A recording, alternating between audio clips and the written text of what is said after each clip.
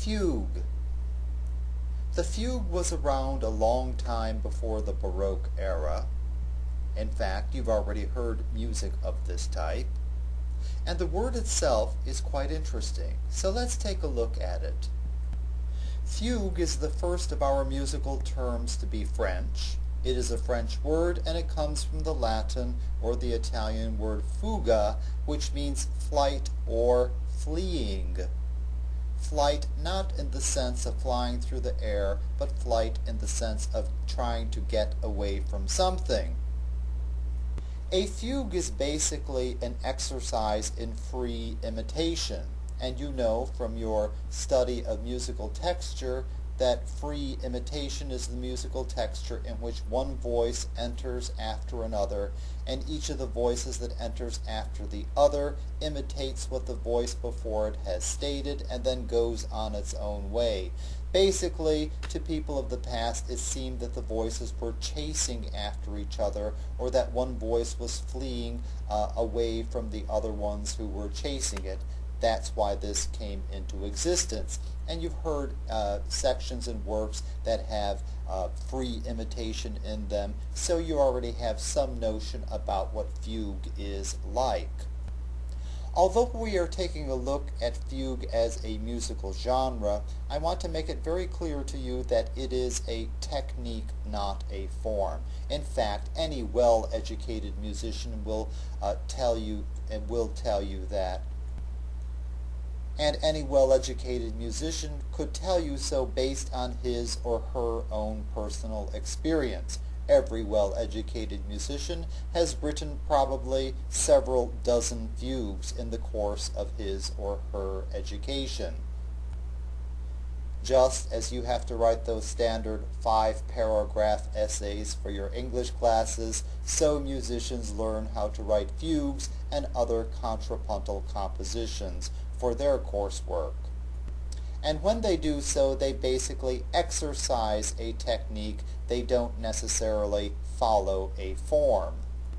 In fact, anyone setting about writing a fugue knows that it uses 2 types of musical ideas and 3 types of sections. If you know what these are, you can put one together quite easily. Let's begin by taking a look at the 2 types of musical ideas that you will find in a fugue. The first of these 2 types of musical idea is called the subject. Think about it. It's called the subject. Doesn't that sound very much like you're writing an essay? Don't you have a subject in mind when you begin it?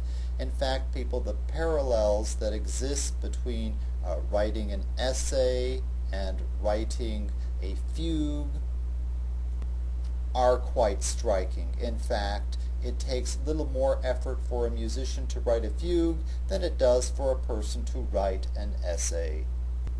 Now, the subject is the main musical idea of a fugue, just as the subject is the main topic of your essay, and every fugue has a subject. In an academic setting, very often the professor will provide the students with a subject on which to compose the composition.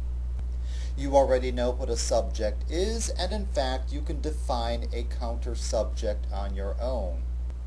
In fact, you have encountered the prefix counter before, as in counterpoint, and remember when we took a look at medieval polyphony, it meant against the point or against the note, and you know that counterpoint is the art of creating melodies and combining them, that is, writing one melody against another. So a counter subject literally means against the subject. Musically, it refers to a melody that is played against or that is played with the subject. And the counter subject is normally heard thus, that is, against or with the subject. Not all fugues have counter subjects. Indeed, it takes a great deal of calculation to write a counter subject that will function in a fugue, because it has to work above and below the subject. So only rarely do fugues have them. And in an academic setting, one writes them usually if they're only a side or if one wants to show off for the professor. Now let's take a look at the three types of sections that are contained within a fugue. And as we shall see, each of these types of sections is named or defined by the number of times that the subject is presented in the voices within it. The first of these types of section is called the exposition. You know the word exposition. You may also know that the word exposition comes from the word that means to put something into place. Think of the word position means to put something into place. Ex means out. So it basically means a setting forth or a putting out of something. You also know that those 5-paragraph essays that you write for your English classes are called expository essays, in which you put forth or set out ideas. That's exactly what happens in an exposition. Expositions always occur at the beginnings of fugues. A fugue without an exposition is not a fugue. And as we shall see, expositions can occur later in a composition as well, but they absolutely must occur at the beginning. In the episode of a fugue, the subject is presented systematically in all of the voices in turn. And you have heard this before in compositions that we have heard, in which one voice after another imitates a musical idea. The next type of fugue section, and in terms of presentation of the subject, it is the opposite type of fugue section, is the episode. An episode comes from two Greek stems that basically mean an outside passage. It essentially refers to a digression of some sort. In fact, it seems to be a section that sort of gets around the subject. And in terms of its melodic content, the episode may or may not refer to the subject or the counter-subject of the fugue. It's a very free section indeed. An episode does not contain a single full statement of the subject, so you can think of it as I told you earlier, that is, as the opposite type of section from the exposition. The exposition presents the subject in all of the voices. The episode presents the fugue subject in none of the voices. The last type of fugue section is called a subject entry.